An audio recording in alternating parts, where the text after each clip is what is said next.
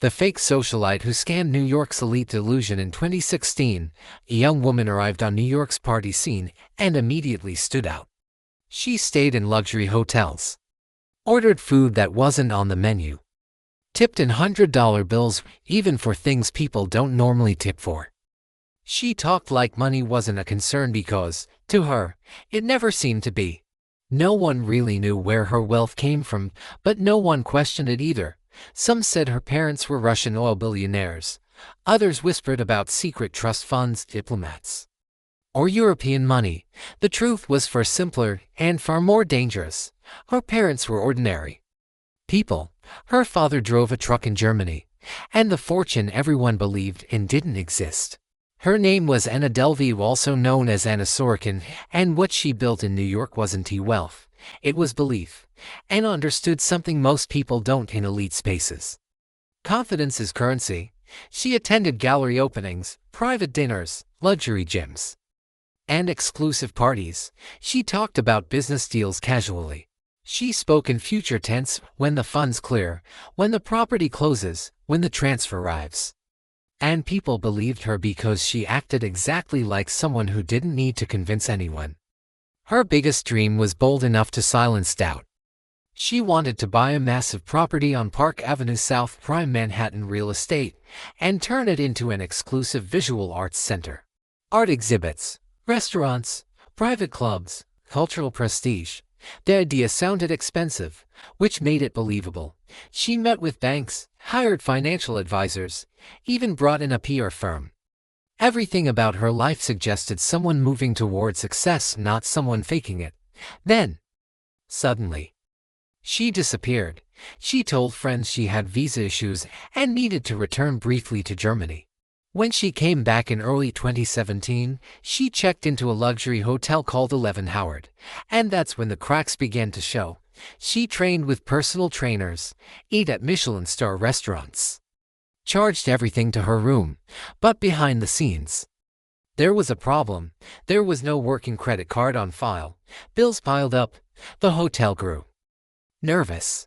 Anna bought time by wiring part of what she owed, just enough to keep the illusion alive.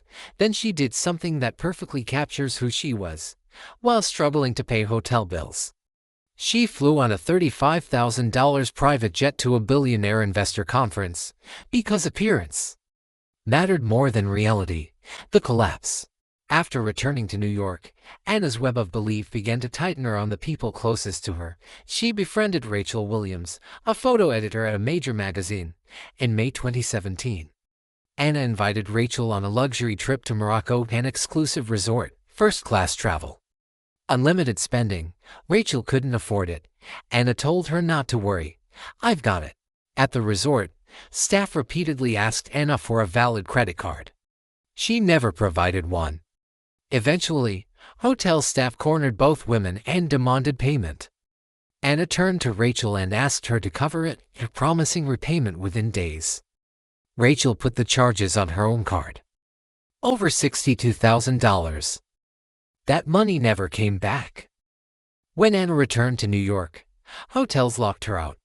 Luxury properties that once trusted her refused service. The Park Avenue South building was sold to someone else. Then the press noticed. Articles appeared asking how one woman could repeatedly stay in luxury hotels without paying. Law enforcement had already been watching. Anna was arrested and charged with grand larceny, falsifying documents, and theft of services. Investigators uncovered how she did it. Fake financial statements claiming tens of millions in assets, forged bank documents, strategic cash withdrawals from bad checks before banks could catch them. She never used credit cards. Cash made her look legitimate. Confidence closed the rest of the gap. In court, she turned the trial into a performance. She hired a fashion stylist, delayed proceedings over outfits, showed no remorse. In the end, she was convicted on multiple charges and sentenced to prison, ordered to pay restitution, and fined heavily.